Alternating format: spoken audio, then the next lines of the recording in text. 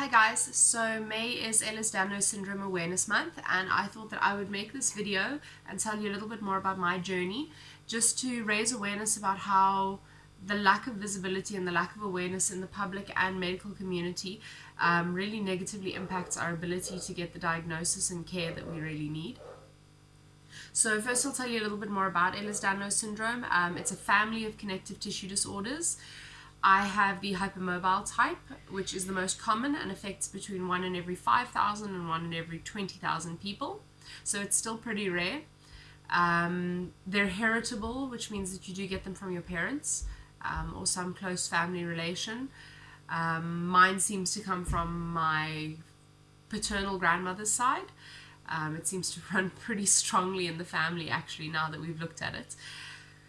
So basically, connective tissue makes up most of our bodies, which means that this can actually affect any of our organ systems. My subtype is characterized by very hypermobile joints. You'll see my elbows bend backwards on both sides. My hands are very, very hypermobile. I can do all sorts of funny things, but the party tricks actually aren't good because they do damage my joints. My knees bend backwards. Basically, my ligaments and my tendons are like rubber bands, so they don't support my joints properly, and my joints sit very lax in the sockets. I dislocate my joints very easily. I recently dislocated my knee. I dislocated my hip squatting down to pick up a dog bowl. I dislocated my finger the other day while I was cleaning my room. So obviously there's a lot of pain associated with this issue. My muscles are always sore because they're very tight. They're having to do the job of my tendons, holding my joints together. And obviously when you pop something out, that in itself is very painful. Mine's also very systemic. I have gastroparesis, which means that my stomach emptying is delayed.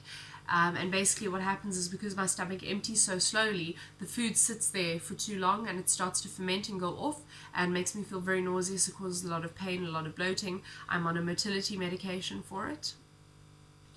But it took a very long time to get here and to get to this diagnosis. Growing up, I had a lot of joint pain. I think a lot of doctors would have called it growing pains.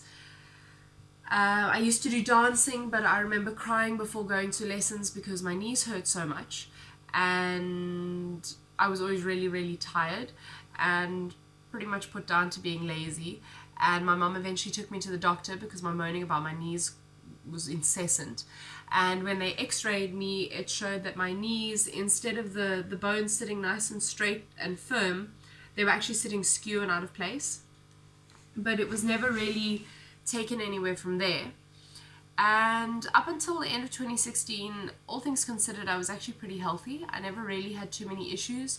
I had major joint pain, but my mom had arthritis from very young, so we kind of figured that that was what was going on.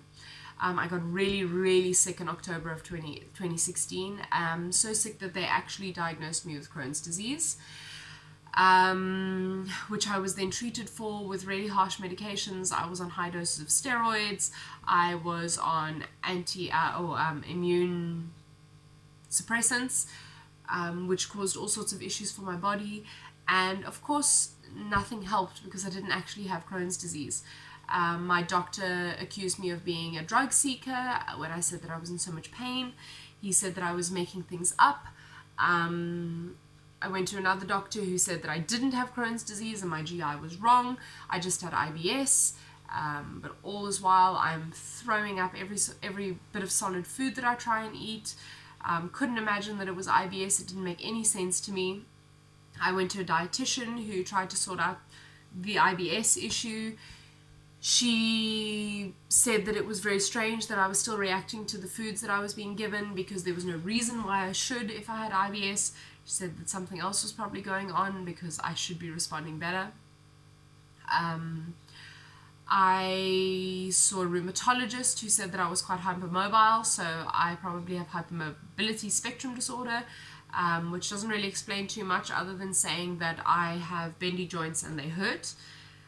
He said I don't have EDS, but it became very apparent that he actually didn't know what EDS was. I was admitted to the hospital numerous times, allergic reactions that went to anaphylaxis for no good reason. My bladder stopped working at one point, couldn't pee at all and was catheterized multiple times. Basically, I just had all of these puzzle pieces that didn't really make any sense, and a lot of doctors telling me I was making things up.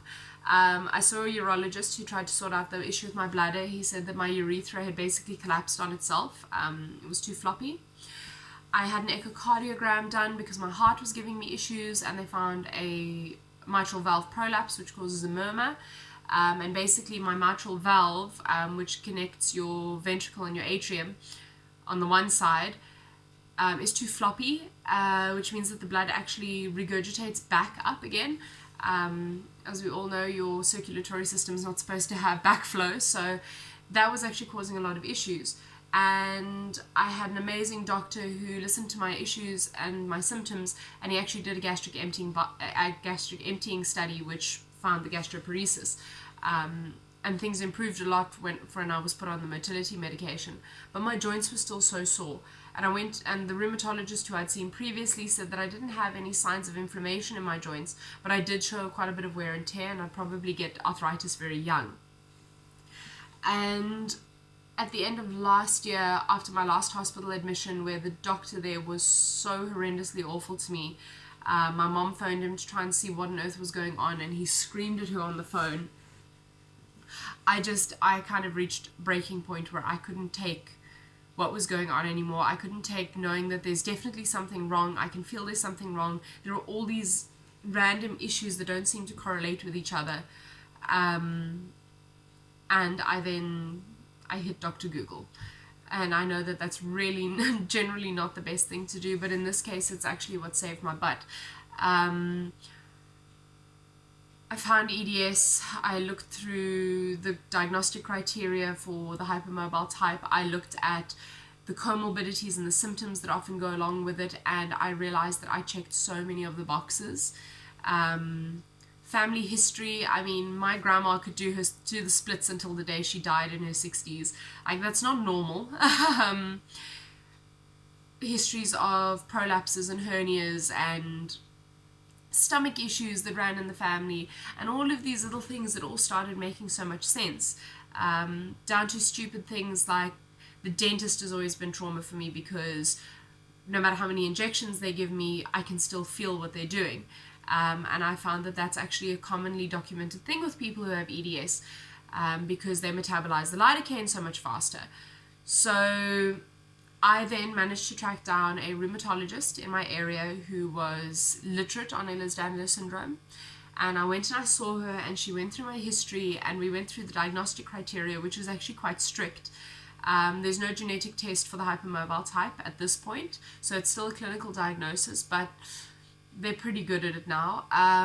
We went through the criteria, and I meet the criteria and more.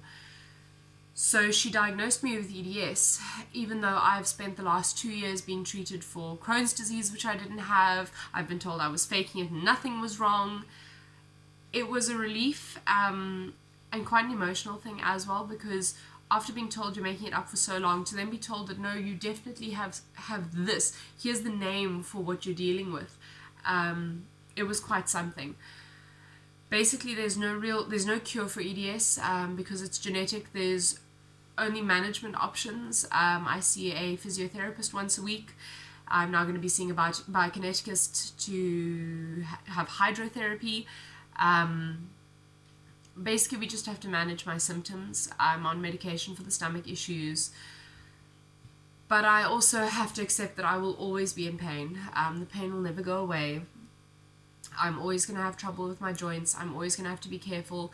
Some days I feel pretty good and the pain is minimal. Other days, just rolling over in bed can pop a hip out, which then causes extreme pain. I get tired very, very easily. The chronic fatigue is real. But basically, all of this boils down to the fact that if doctors had more information on Ehlers-Danlos syndrome, and there was more awareness raised, maybe they would have looked at all my puzzle pieces and put them together a little bit sooner. Maybe I wouldn't have had to have done it myself and then gone and sought out a doctor who would be able to help me. The only doctor that I did ask about it said that there was no way I had it because the only knowledge he had was of the classical subtype. And like I said, there are 13. So this whole thing has been pretty taxing on me mentally. Being told you're faking it for 2 years does make you start to wonder if you are actually faking it. But really the whole purpose of this video was just to kind of tell my story a little bit in as quick terms as possible. Maybe someone else is going through a similar thing and they look at this and they think maybe this is an option for me.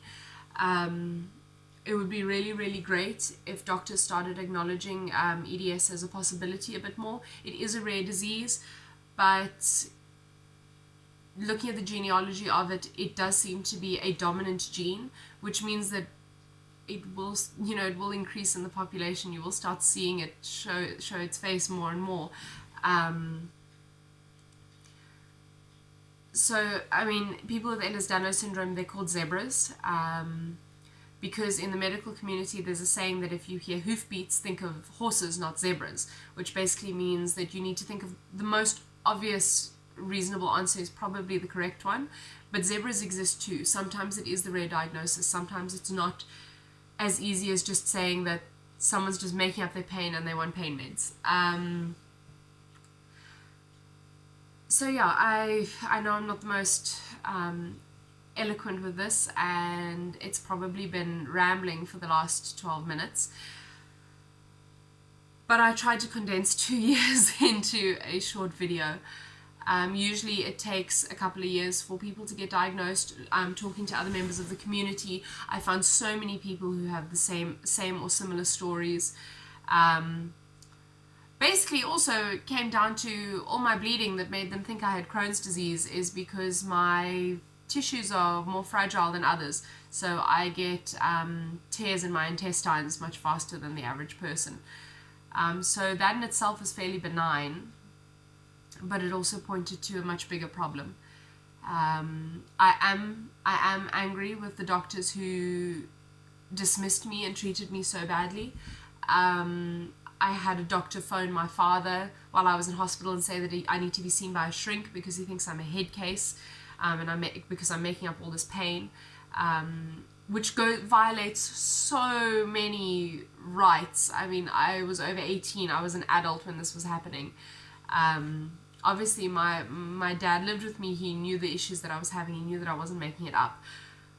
But that could have really, really negatively impacted someone's care. So yeah, in short terms, Ehlers-Danlos syndrome is a very real thing. There are a lot more of us who have it than you think. It impacts our daily lives quite severely, and most people don't even realize it because it is invisible. There's no real obvious pointer that I have this issue. When I dislocated my knee a couple of weeks back, I was on crutches for 2 weeks and I missed so much class because I don't have a disability as far as most medical aid schemes go, so I can't apply for disability on campus, and that basically meant that I had to miss class because I couldn't walk the usual 1.5 kilometers from the nearest parking space to campus on my crutches because it kept dislocating my shoulder. So I just missed out on all that time, and I know that will have negatively impacted things. So basically we just need a few more eyes on us. We need a few more people to acknowledge that this is a pretty serious thing that does impact our daily lives. And yeah, I hope that this has opened a couple of eyes, and if anyone has any questions, they're always welcome to contact me. I'm always happy to answer. I don't have all the answers. This is still pretty new for me too, but I think it's important for us to talk about it, and I think it's important for us to acknowledge that not all disabilities are visible, and that maybe that person using the disabled parking bay who got out and walked and wasn't in a wheelchair, maybe they actually needed it. But yeah, thanks for listening, guys.